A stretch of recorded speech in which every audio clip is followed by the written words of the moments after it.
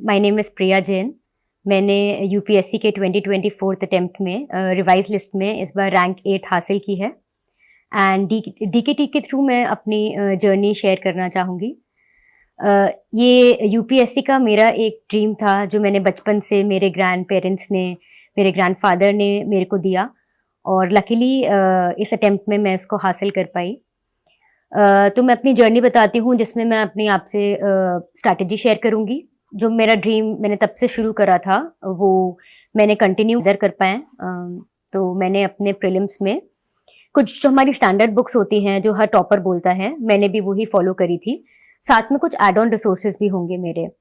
Like for polity हम लक्ष्मीकांत पढ़ते हैं। Laxmikanth is like bible of for UPSC क्योंकि इसमें एज़ इट इज़ हमारा एग्ज़ाम्स में क्वेश्चन्स आ जाते हैं। तो Laxmikanth is a must for polity. Then for history हमारी एंशंट आ जाती है। एंशंट में हम 11th-12th की एनसीईआरटीज़ पढ़ते हैं। उसके मैंने नोट्स बना लिए थे एंड एड ऑन के लिए जैसे टेस्ट सीरीज़ होती हैं तो स्पेशली मैंने जो एंशंट हिस्ट्री थी उससे टेस्ट सीरीज़ का जो मैटर था वो मैं ऐड ऑन कर लेती थी। तो ऐसे ना होलिस्टिक नोट्स मेरे रेडी हो गए थे। देन मैंने मॉडर्न हिस्ट्री के लिए स्पेक्ट्रम पढ़ी। एक स्पेक्ट्रम भी हमारी एक बाइबल ही है मॉडर्न हिस्ट्री के लिए, तो spectrum is a must.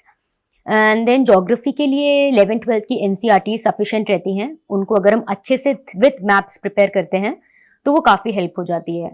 And मैंने 2 अटेम्प्ट से ऑब्जर्व भी करा है कि यूपीएससी ज्योग्राफी का जो पोर्शन है वो बढ़ा रहा है, तो एनसीईआरटीज़ रीड करना हमारे लिए इम्पोर्टेंट हो जाता है। एनवायरनमेंट के नोट्स के लिए मैं अमित सर कोर आईएएस हैं, उनके जो नोट्स हैं वो बहुत रेलेवेंट मेरे को लगते हैं। मैंने 2021 के अटेम्प्ट से उनके नोट्स ही फॉलो करे हैं एंड हर साल सर अपडेट भी करते हैं उन नोट्स को, तो वो बहुत ही आपका होलिस्टिक कवरेज कर देगा एनवायरनमेंट के नोट्स के लिए। बाकी इकोनॉमिक्स में हम मृणाल सर के नोट्स देख सकते हैं, बहुत ही होलिस्टिक नोट्स हैं उनके, बल्कि कुछ-कुछ मैटर आप अपने मेंस में भी यूज़ करते हो। एंड मैंने इंटरव्यू में भी सर के नोट्स एक बार गो थ्रू करे थे क्योंकि मेरा कॉमर्स बैकग्राउंड है, तो इंटरव्यू में कॉमर्स के क्वेश्चंस आना ऑब्वियस था, तो मैंने उनसे प्रिपेयर करे थे अपने। ये तो हो गई हमारी स्टैंडर्ड बुक्स। अब उसके बाद हम देखते हैं कि और हम आगे कैसे बढ़ें। लाइक अगर हम 6 मंथ्स का प्लान लेके चलें, तो हमने अपनी बेसिक बुक्स कवर करी। अब इनके साथ-साथ जैसे-जैसे आपकी एक-एक बुक कंप्लीट हो रही है, वैसे-वैसे आप सेक्शनल टेस्ट लगाइए।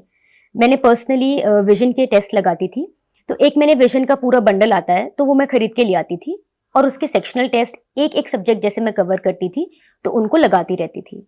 अब यहाँ पे भी हमारे को देखना है कि कौन से सब्जेक्ट्स में हम रेलेवेंसी नहीं ला पा रहे हैं या कौन से सब्जेक्ट्स में और स्कोप है इम्प्रूवमेंट का।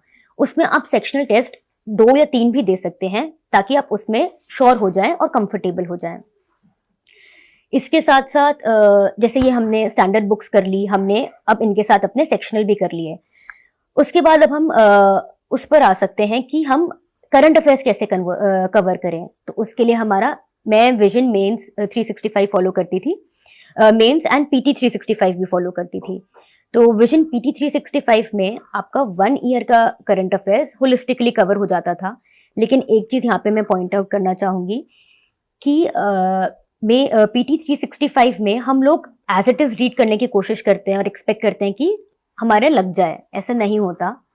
एक-एक वर्ड भी अगर आपको दिख रहा है कि ये मुझे समझ में नहीं आ रहा है, तो आप उस पे खुद से सर्च करें और वो आपको हेल्प करेगा आगे। फॉर एग्ज़ाम्पल अगर पीटी 365 में एक जगह लिखा है, एक साहिल रीजन का वर्ड मेंशन कर दिया, तो इट्स योर ड्यूटी कि आप साहिल रीजन को सर्च करें, उसमें जो 10 कंट्रीज़ आती हैं उनको याद करें, तो वो हेल्प कर देता है आपको, जो कि 2024 यूपीएससी में आया भी था क्वेश्चन, तो वो आपको ऐसे हेल्प कर देगा। अब ये आपका करंट अफेयर्स भी हो गए और आपकी स्टैंडर्ड बुक्स भी हो गई। मेरा आपको इतनी डिटेल में बताना प्रीलिम्स का रीज़न ये है कि मैंने सिर्फ 5 अटेम्प्ट्स में भी रिसेंटली भी दिया है। इसमें मेरा हर में प्रीलिम्स क्लियर हुआ है, तो मैं चाहती हूँ कि आप उससे थोड़ा अगर सीख पाएँ कुछ, तो इसलिए मैं आपको पूरा डिटेल में अपनी स्ट्रैटेजी बता रही हूँ। अब हमने रिसोर्सेज सारे रेडी कर लिए हैं, अब हम मॉक टेस्ट पर आते हैं कि हमें कितने मॉक टेस्ट लगाने चाहिए या क्या लगाना चाहिए। तो मॉक टेस्ट एक इंडिविजुअल पे डिपेंड करता है कि आप कितना कंफर्टेबल हो कितने मॉक टेस्ट लगाने में, राइट। तो लाइक हमने सेक्शनल टेस्ट कवर कर लिए, अब हमारे एफएलटीज आ जाते हैं।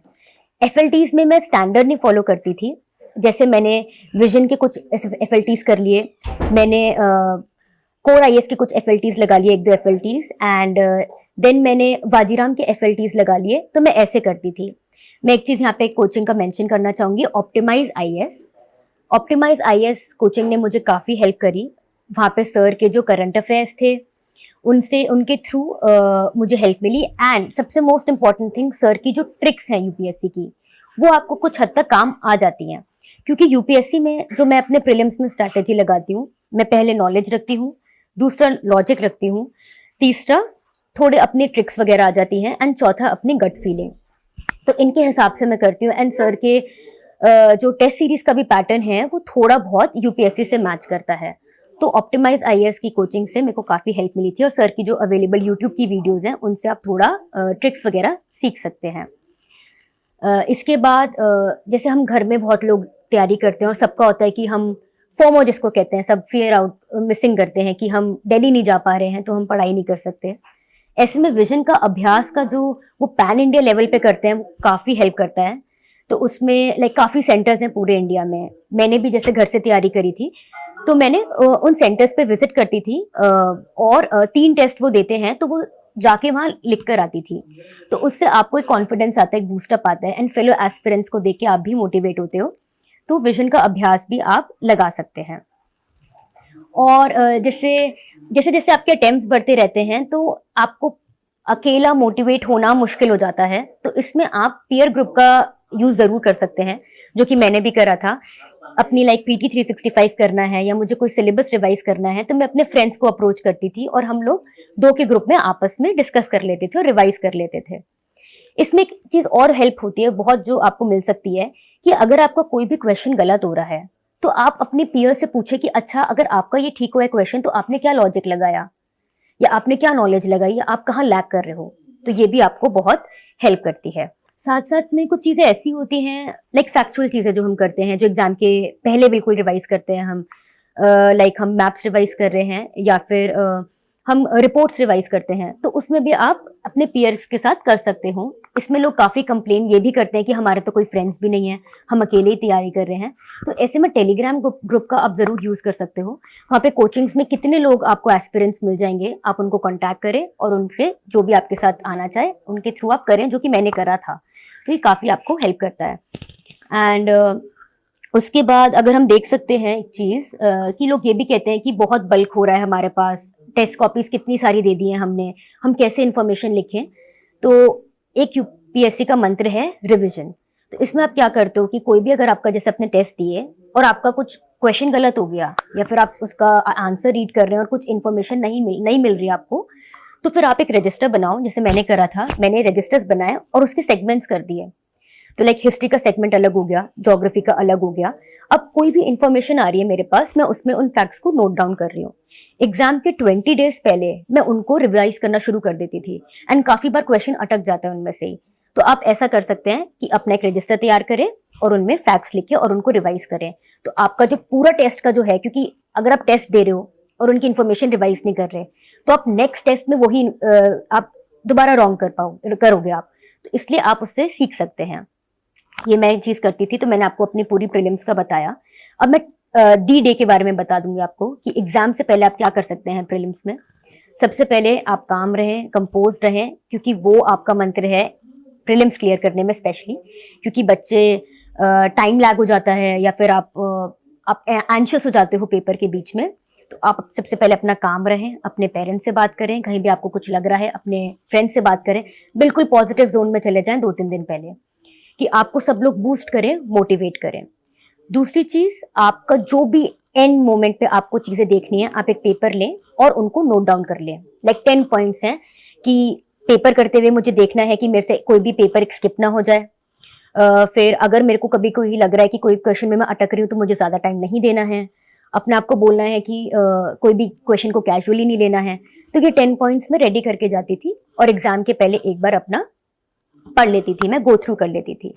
एक और हैबिट मैंने बनाई यूपीएससी में, एग्जाम देने से पहले मैं अपने ब्रेन को रिवायर करती थी, अपने ब्रेन को फोर्स करती थी कि वो उस मोड में चला जाए। तो जैसे मैं अपने पास पीवाईक्यू के क्वेश्चंस जो हमने ऑलरेडी सॉल्व कर रखे हैं उनको रखती थी, और एग्जाम सेंटर बिल्कुल घुसने से पहले उनको एक बार रिविजिट कर लेती थी। तो अब मैंने क्या करा, अपने ब्रेन को प्रीलिम्स मोड में डाल लिया। वो चीज काफी हेल्प करती थी मुझे एग्जाम में। और एग्जाम में भी जो हमें टाइम मिलता है उसमें भी एक बार उन क्वेश्चंस को रिवाइज करो कि जैसी क्वेश्चन आए आपके हाथ में आपका ब्रेन वर्किंग मोड में चला जाए, रादर देन उसको टाइम लगे। तो यहाँ पे हम टाइम सेव करते हैं। एंड एक चीज मैं बिल्कुल बार बार रिपीट करना चाहूंगी, पीवाईक्यूज ही यूपीएससी में आपको क्लियर कराएंगे। पीवाईक्यूज आपको देखने हैं, उनकी लैंग्वेज समझनी है, क्योंकि आपने देखा होगा यूपीएससी की ना एक लैंग्वेज है जो कोई कोचिंग इंस्टीट्यूट रेप्लिकेट नहीं कर पाएगा। तो उस लैंग्वेज में ढलना है तो उसको बार बार पढ़ना होगा। और ये भी आप खुद से या फिर अपने फ्रेंड्स के थ्रू कर सकते हैं। वही जैसे मैंने बताया, लॉजिक पे ध्यान देना है आपको, लॉजिक पे आपका मेन फोकस होना चाहिए और नॉलेज पे होना चाहिए। उनके बेसिस पे आप अपने पीवाईक्यूज क्वेश्चन सॉल्व करें, पास्ट 10 ईयर्स के ले लें, दोबारा लास्ट 10 डेज में आप रिवाइज कर लें एक बार, and you are good to go. तो प्रीलिम्स में आप ये पूरी स्ट्रैटेजी यूज कर सकते हैं। अब यहाँ पे हम कुछ उन चीजों के बारे में बात करते हैं जिनको लोग मिथ्स कहते हैं यूपीएससी के। कहते हैं कि यूपीएससी का एक स्टैंडर्ड पैटर्न है, एक स्टैंडर्ड लाइन ऑफ प्रिपरेशन है, आपको वैसे ही करना है, आपको इतने मॉक्स तो लगाने ही चाहिए, या फिर मेंस में आपको 3 घंटे के पेपर कितने सारे देने ही चाहिए। देने चाहिए, of course, I am not denying that, but सबकी स्ट्रैटेजी डिफरेंट हो सकती है। And let me tell you, strategy and moment पर भी चेंज हो सकती है। तो मैं आपको यहाँ पे कुछ मेंटल बैरियर्स जो हम बना के रखते हैं उनको ओवरकम करने की कुछ बात बताना चाहूंगी। लाइक फॉर एग्जाम्पल, मेंस में मैं 3 आवर्स के पेपर लिख रही हूँ और मैं नहीं कर पा रही हूँ या फिर क्वालिटी नहीं आ पा रही है। मेंस एग्जाम के 25 डेज पहले मैं अपने फ्रेंड से डिस्कस करती हूँ and I was literally crying कि अब क्या करना चाहिए, मेरे पास टाइम नहीं बचा। He is like, it's okay, एक एक क्वेश्चन पे काम करते हैं, एक एक क्वेश्चन को हैंडल करेंगे। लाइक हिस्ट्री का सेक्शन मैं कर रही हूँ तो I used to write history के answers and then my friend used to peer review it. तो मुझे समझ में आता था, ओके ठीक है, हिस्ट्री में मुझे ये वाला पैटर्न अपनाना है। सिक्योरिटी के क्वेश्चंस अगर आ जाते हैं तो सिक्योरिटी में मुझे ये वाला पैटर्न अपनाना है। एंड हमें पता है सिक्योरिटी के GS3 में 4 क्वेश्चंस आते हैं। तो आप ऐसे ऐसे करके अपने इंडिविजुअल क्वेश्चंस पे काम कर सकते हैं एंड उन पे अपनी एक स्ट्रैटेजी बना सकते हैं, जो मैंने करी थी 2024 में एंड जिसने मुझे हेल्प करा। एक और चीज होती है कि हमें लगता है कि अगर 10 दिन बचे हैं बस एग्जाम को, या फिर 5 डेज बचे हैं एग्जाम्स में, अब हमारा कुछ नहीं हो सकता, अब हम कुछ इंप्रूव नहीं कर सकते, अब हमारा यही है बस जो होगा और ये अटेम्प्ट गया। तो यहाँ पे हमारे को सीखना है कि जैसे मेरा हुआ था 2024 में, एस्से का मैं सेकंड एस्से खाली 8 पेजेस का ही लिख पाई। एंड मैं जैसे एग्जाम से I started crying in front of my mother कि मम्मी मेरा हो गया, लेट्स गो बैक, मैं नहीं कर पाऊंगी अभी, ये मेरे से क्लियर नहीं हो पाएगा यूपीएससी। एंड 4th अटेम्प्ट वैसी था। लेकिन एक चीज बस उस टाइम पे मुझे एक चीज क्लिक करी, जब दूसरे कर रहे हैं तो मैं क्यों नहीं। और 4th अटेम्प्ट में भी मुझसे ऐसे कैसे छूट गया। तो मैं वापस पढ़ाई में लग गई। मैंने GS1 में बहुत फास्ट लिखने की कोशिश करी एंड मैंने टाइम पे कंप्लीट करा अपना पेपर। GS2 में ऑन द मोमेंट मैंने अपनी स्ट्रैटेजी चेंज कर दी। मेरे हाथ दुख रहे थे तो मैंने कर्सिव राइटिंग में लिखना शुरू कर दिया एंड थोड़ा बड़ा बड़ा लिखना शुरू कर दिया। दो रेलेवेंट था आंसर, लेकिन मैं आपको बता रही हूँ कि मैंने उसी मोमेंट पे अपना थोड़ा स्ट्रैटेजी चेंज कर दी और वहां उसने मुझे हेल्प करा मेरे पेपर्स कंप्लीट करने में, प्रेजेंटेशन में भी, और रेलेवेंसी कंटेंट की जो आप ऑलरेडी प्रैक्टिस करते हैं। तो आप एंड मोमेंट पे भी कर सकते हैं। ऐसे मेरे साथ इंटरव्यू में भी हुआ था।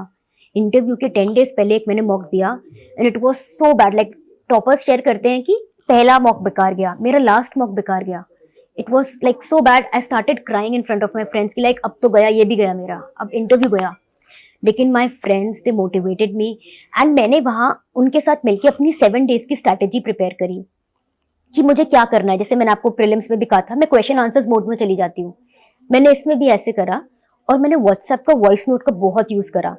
मेरे फ्रेंड्स जो कि नॉन यूपीएससी बैकग्राउंड से थे, मैंने उनको कहा कि आप मुझे क्वेश्चन सेंड करो एंड मैं आपको वॉइस नोट पे आंसर्स भेजूंगी।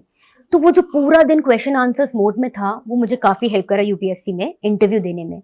एंड इंटरव्यू में भी जैसे आप बैठे रहते हैं और आपको कुछ 15-20 मिनट्स मिल जाते हैं अगर आप बाहर बैठे हैं, उसमें भी मैंने क्वेश्चन आंसर्स करना शुरू कर दिया क्योंकि मुझे पता है कि वहां जाके मेरे को ब्लैंक नहीं होना है, ऑलरेडी क्वेश्चन आंसर्स मोड में रहना है। तो जब भी उन्होंने कुछ बोला तो मेरा माइंड ऑलरेडी प्रिपेयर्ड था। तो आप ऐसे कर सकते हैं। और यहाँ पे वही है, मेंटल बैरियर्स ब्रेक करने हैं। कोई स्टैंडर्ड पैटर्न नहीं होता, फ्लेक्सिबिलिटी इज द की। अपनी स्ट्रेंथ्स पे खेलें, वीकनेस को थोड़ा कम करने की कोशिश करें और यही आपको जिता सकता है यूपीएससी की प्रिपरेशन में। एंड में मैं यही कहना चाहूंगी कि मैंने जो अपना मंत्र बनाया यूपीएससी में वो आप भी बनाएं कि होगा, मुझसे हो रहा है। ये क्वेश्चन नहीं तो अगला क्वेश्चन मेरा है, ये पेपर नहीं तो अगला पेपर मेरा है। और यूपीएससी आपको बहुत चांसेस देता है उस चीज के लिए क्योंकि वो ऑलरेडी इतना सारे पेपर्स आपको देता है, आप उसको एडजस्ट कर सकते हैं। तो बस यही मुझसे हो रहा है, होगा, मुझसे होगा और क्यों नहीं होगा। तो इससे आप अपनाएँ और यूपीएससी क्लियर करें। डीकेटी से हम सब एस्पिरेंट्स का काफ़ी दूर का नाता है, बिकॉज़ अपनाएँ और यूपीएससी क्लियर करें। डीकेटी से हम सब एस्पिरेंट्स का काफ़ी दूर का नाता है, बिकॉज़ इंटरव्यू के अपनी प्रिपरेशन के जब हम शुरू करते हैं यूपीएससी की, तो हमें टॉपर्स गाइडेंस चाहिए होती है। एंड डीकेटी वो प्लेटफॉर्म है जो कि आपको गाइडेंस प्रोवाइड करता है। हर टॉपर अपनी स्ट्रैटेजी शेयर करता है, अपना जर्नी यूपीएससी की शेयर करता है। तो मेरे लिए भी डीकेटी एक वही प्लेटफॉर्म था।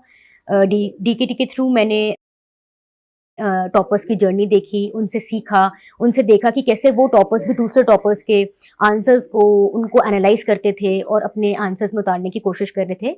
वही मैंने करा and I would like to sincerely thank DKT for giving me this opportunity.